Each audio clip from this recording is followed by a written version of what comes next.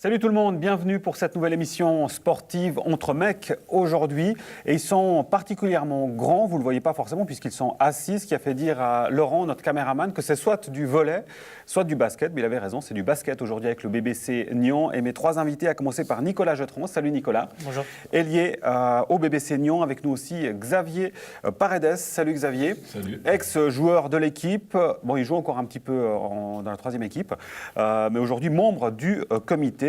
Et bientôt, Monsieur le Président, on pourra dire l'année prochaine pour Xavier. Et avec nous également Stéphane Ivanovic. Salut Stéphane. Ailier, mais qui cette saison joue à l'intérieur parce que tu es le plus grand. Bah oui, donc il faut bien. Il faut bien. Aider un peu. C'est ça. Et puis on devait avoir Julie, la nouvelle coach de l'équipe. Petit problème d'agenda qui ne sera pas avec nous. Du coup, Nicolas se retrouve tout seul, mais il adore ça, être dans la lumière. Nicolas, justement, on va commencer avec toi sur le match de samedi dernier. On a eu chaud. Ouais, par deux fois, on perd de moins 16. Enfin, on est à moins 16.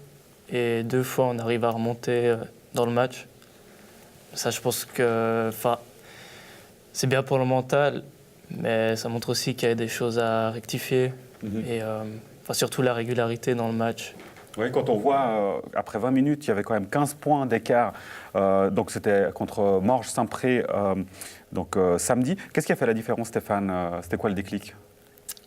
Écoutez, on a essayé tout le match. Julie a essayé de faire plein de changements en défense, surtout parce qu'ils avaient notamment deux joueurs beaucoup plus grands que nous, intérieurs.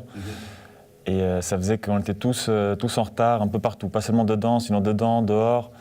Du coup, on a essayé de faire un peu de zone, un peu de man-man. On a changé beaucoup tactiquement. Mais à la fin, c'est surtout notre cœur qui a décidé. Je crois qu'on s'est tous mis à défendre comme il fallait. Et vous avez tout donné? On a tout donné en deuxième mi-temps et je crois que ça s'est vraiment vu. Bon, les paroles, c'est bien. En image, c'est encore mieux. Justement, on y était. C'est Joël Brunner qui avait assisté à ce match, donc ce derby samedi soir. Le BBC Nyon face aux Red Devils de Morges Saint-Pré. Score final 83-75 pour le BBC Nyon. Compte rendu, donc, signé Joël Brunner.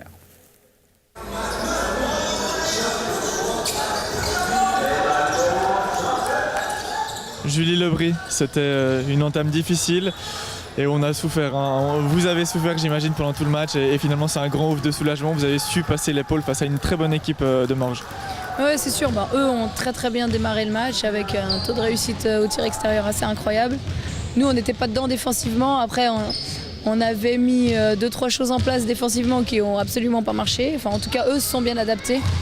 Et puis, moi j'ai parlé d'orgueil à la mi-temps. On se faisait passer par tous les joueurs. Donc j'ai dit qu'on se fasse démolir à l'intérieur, c'est normal. Ils font une tête de plus que nous, mais par contre à l'extérieur, on n'a pas le droit. Et puis, en parlant d'orgueil à la mi-temps, ils sont tous pris en main. Et puis c'était complètement différent la deuxième mi-temps. En tout cas, au niveau de l'intensité défensive, ça a changé forcément l'histoire. On a commencé le match très lentement. Morges est une bonne équipe. Ils ont eu beaucoup de tirs en première période. Puis, en seconde période, on a fait des ajustements et on a essayé de défendre le mieux possible. Oui, très mal commencé, très mal entamé. Je crois qu'on perdait de 14 ou 15 points dès la 4e ou 5e minute. On a très mal commencé, surtout défensivement. Et après, on a un peu changé, on a un petit peu mis plus de pression défensivement et ça nous a aussi beaucoup aidé en attaque. C'est sûr, on n'a pas très bien défendu, mais c'est sûr qu'eux aussi, ils ont tout marqué. Et il faut comprendre ça. Quand on est basketteur, on comprend qu'un match de basket, c'est 40 minutes et que même si l'autre équipe est en train de tout marquer pendant un quart-temps, ça ne veut pas dire que ça va se passer tout le match. Alors on doit juste continuer à jouer. Et à un moment ou un autre, on espère que l'autre équipe va commencer à un petit peu louper des shoots. Et après, le match, il peut complètement changer. Et si on parle un peu tactique, j'ai vu la coach au début qui était très énervée. Elle a demandé beaucoup plus de pression, j'imagine, sur l'adversaire. On a une équipe qui est assez petite, on n'a pas beaucoup de grands. Alors notre force, c'est de mettre de la pression défensive sur l'autre équipe. Et au début, on ne faisait pas ça. Ils étaient trop confortables, ils faisaient des passes faciles, ils faisaient ce qu'ils voulaient. Et dès qu'on a changé ça a été beaucoup plus difficile pour Morges Saint-Pré. Et c'est là que le match il a tourné. You make the difference at the end of the game. What was the key today? Vous avez fait la différence en fin de match. C'était quoi la clé aujourd'hui? La combativité. On voulait tous gagner. On était tous sur la même longueur d'onde. Chaque match de la saison est important pour nous.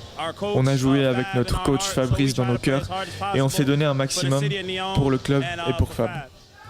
l'idée c'était quand même à la base de garder la philosophie de jeu de Fabrice, c'est-à-dire de jouer vraiment vite vers l'avant, de défendre, de courir vite, et puis d'y rajouter une phase de jeu un petit peu plus posée sur demi-terrain, chose qu'on a réussi à faire. Donc voilà, il y a plein de choses positives. Maintenant, j'ai envie de vous dire que le premier tour, il sert à se mettre en place. Voilà, moi je récupère cette équipe dans des conditions pas forcément géniales. Après, ce sont des mecs super et ça je le savais en reprenant l'équipe, je les connais et voilà. Et c'est aussi pour ça qu'on gagne ce match, c'est parce qu'ils ont de l'orgueil, parce qu'ils ont envie de jouer ensemble et parce que c'est des super mecs tout simplement. Donc voilà, il y a beaucoup d'entraide entre eux et puis c'est comme ça qu'on va gagner les matchs. Mais on a le temps, voilà. Le match là, tout le monde est super content, on a gagné contre Morges. Moi je serais contente quand on gagnera contre Morges en finale des playoffs, mais là c'est très bien, mais la saison est longue.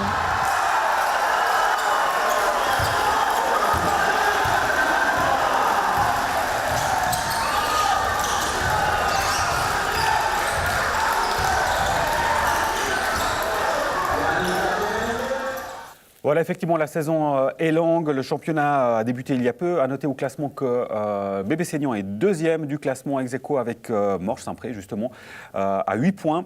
Et à 2 points du premier, Villars Basket. Mais il y a encore du chemin à faire jusqu'à la suite du championnat. On le voyait, le soulagement de l'équipe, c'était assez difficile, on l'a dit, pour ce match. Mais toujours ce public, Stéphane, qui est présent. Il y avait beaucoup de monde aussi samedi au Rocher. C'était une ambiance de feu. Pour l'instant, tous les matchs qu'on a eu cette saison, c'était vraiment une très très belle ambiance. On espère que ça va continuer comme ça toute la saison. Ce serait magnifique. Et le message est lancé aux spectateurs du Bébé Seignan. Ça a été évoqué dans le sujet, évidemment. Il y a eu ce changement de coach suite au décès tragique de Fabrice Ray et l'arrivée donc de Julie Lebris à la tête, le retour en fait de Julie à la tête de l'équipe. Un mot, Xavier, sur ce moment critique au niveau sportif, au niveau du club, parce que Fabrice avait vraiment une empreinte très forte au sein du club. Il y avait la question des juniors, notamment du coaching des juniors. Ces choses-là sont réglées aujourd'hui. Comment se situe le club à ce moment? Oui, ça a été un peu compliqué pour tout le monde. C'est vrai que Fabrice était à la fois le coach de la première équipe, mais c'était aussi quelqu'un qui faisait un peu tout dans le club.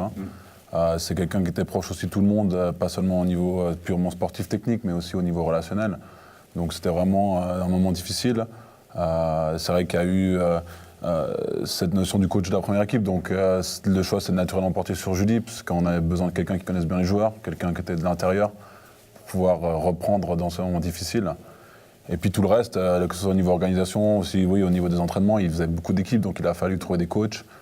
Ça a été compliqué, mais voilà, on a réussi maintenant. Je pense qu'on est dans une situation où on est sous contrôle. Mais peu de clubs autres que le Bébé Seignan, je pense, auraient pu survivre à une crise pareille. Oui, et c'est justement, évidemment, l'objectif était de faire venir un coach qui connaissait justement l'équipe, parce que des compétences, il y en a au Bébé Seignan. C'était important que ce soit Julie, en l'occurrence. Oui, parce que Julie était déjà donc là avant l'arrivée de Fabrice, donc elle connaissait déjà la plupart des joueurs, qu'elle connaissait déjà bien. Elle connaissait aussi Marvin, aussi très bien. Donc c'était vraiment important d'avoir quelqu'un qui puisse être proche des joueurs aussi. C'est vrai qu'elle a une philosophie aussi d'être très proche des joueurs. Donc c'était vraiment important d'avoir quelqu'un comme ça pour prendre l'intérim jusqu'à la fin de la saison. Nicolas, comment se passent ces entraînements avec Julie? Pour l'instant, ça se passe bien. Elle a l'air de donner son équipe à la baguette. Quand on voit dans les images, oui. Ça rigole pas. Oui, oui. Enfin, ce qui est bien, c'est que chaque explication, c'est assez clair. À chaque fois, il y a un système pour... Enfin, on essaie de trouver des solutions.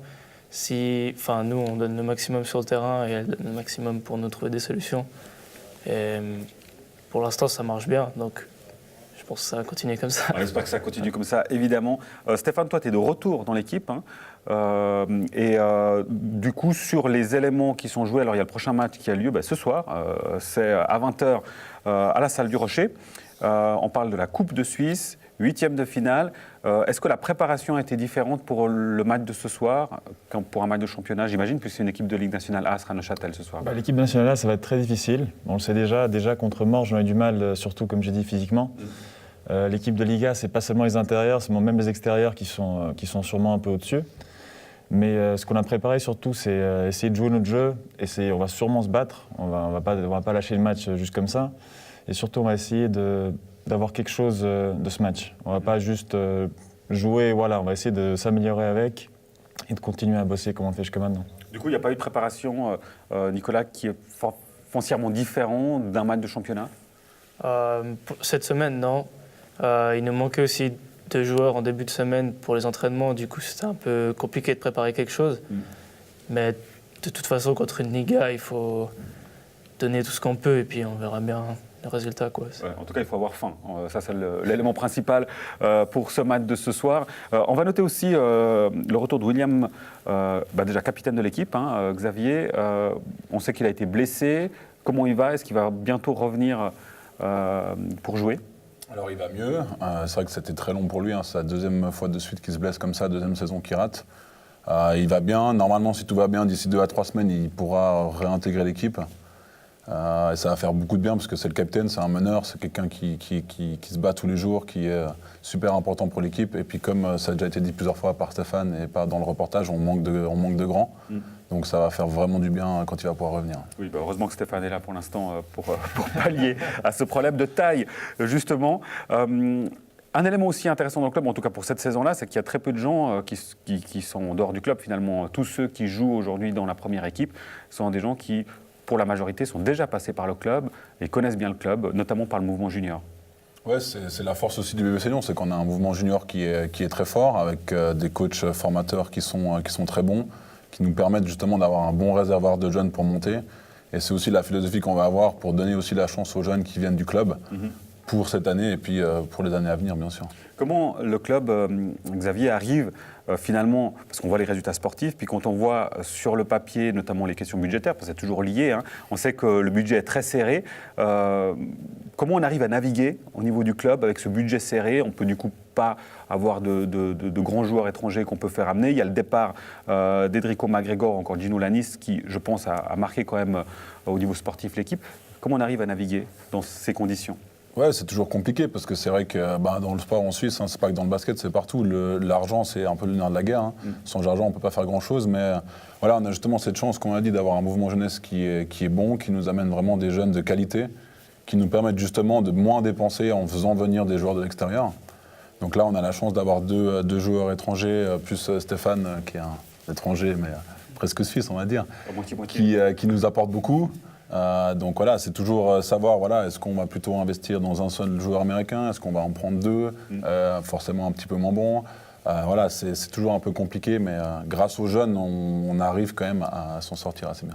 Alors l'objectif de cette saison, on l'a cru comprendre en entendant Julie dans le sujet, c'est en tout cas les playoffs, Nicolas. Oui, cette année c'est spécial vu que de toute façon on est qualifié, enfin les 8 équipes sont qualifiées. Je pense que c'est plutôt une préparation tout au long de l'année et créer une marge de progression pour arriver aux playoffs en pleine forme et mais aussi avec une bonne place dans le classement. Ce serait... évidemment, au niveau sportif, ce serait une très bonne chose, on l'imagine. Les questions, je t'embête avec ça, Xavier, hein, ça a une certaine importance évidemment pour la suite. On sait que BBC Lyon avait accédé à la Ligue nationale A, qu'elle n'a pas pu accéder pour des raisons d'infrastructure, de soutien. Aujourd'hui, cette saison, j'imagine, c'est pas quelque chose qui est envisageable encore cette saison. Non, je pense qu'à la fin de cette année, donc pour l'année prochaine, c'est un peu trop tôt. Ouais. On a besoin de réorganiser le club. Voilà, on a un nouveau projet avec mon arrivée. On va essayer de construire un projet sur plusieurs années pour le club. Donc voilà, cette année, le but, c'est vraiment de bien jouer, de régaler le public et puis d'aller le plus loin possible. Je pense qu'on a l'équipe pour faire quelque chose. Et puis on verra dans les années à venir quand est-ce qu'on pourra remonter. Mais c'est clair que c'est un objectif pour le club à moyen terme. Mais cette année, c'est encore un peu trop tôt. Et toujours des recherches de sponsors, bien sûr. Bien entendu, il faudra qu'on trouve des gens qui sont d'accord de nous accompagner dans ce projet, ça c'est clair. Le message est lancé justement. On rappelle les matchs ce soir, 20h, Salle du Rocher contre Union de Châtel Basket, 8e de finale de la Coupe de Suisse. Puis le prochain match, c'est un match de championnat, Stéphane. C'est le 12 novembre à 13h à Fribourg. Là, on parle donc du coup de dimanche. C'est dimanche dans 10 jours. Pour ce match-là, au niveau du championnat, comment se sent l'équipe? On l'a vu la semaine dernière, ça s'est passé à un fil. Comment tu le sens? En fait, c'est ce dimanche-là. Donc on aura juste vendredi pour préparer ce match. Oui. Et ce sera à 13h, une heure peu... dans 10 jours, pardon, mais c'est dans 4 jours, quoi. Ouais. Ce sera une heure peu habituelle. Et Fribourg, c'est toujours une équipe qu'il ne faut jamais prendre à la légère. Donc moi, je sens déjà un match qui va être compliqué, mais il faudra qu'on soit préparé et mentalisé pour l'affronter. Un match difficile parce que cette équipe-là, quel est son point fort par rapport à Nyon? Fribourg, c'est une équipe très jeune. Ils ont un Américain cette année depuis le début de la saison qui leur fait beaucoup de boulot. Et sinon, le reste, ils sont assez combattants, ils ont pas mal de talent. Et si on les laisse jouer, ils ont beaucoup de talent et ils peuvent faire des gros matchs. Eh ben, le rendez-vous est pris, donc c'est ce dimanche 12 novembre, 13h à Saint-Léonard. Mais si vous voulez les voir jouer au Rocher, c'est ce soir, donc 20h contre Union Neuchâtel Basket, qui sont en Ligue nationale 1. On parle de la Coupe de Suisse. Et puis le reste de la saison avec le championnat, évidemment, qui suit son cours. Messieurs, un grand merci pour votre présence. On fait un petit clin d'œil à Julie. On espère qu'elle sera là lors d'une prochaine émission pour participer. Et puis du coup, Nicolas sera un petit peu moins seul sur ce plateau. Merci beaucoup. On se retrouve la semaine prochaine pour un nouveau numéro de NRTV fait son sport. Bonne suite de programme et à la semaine prochaine. Ciao.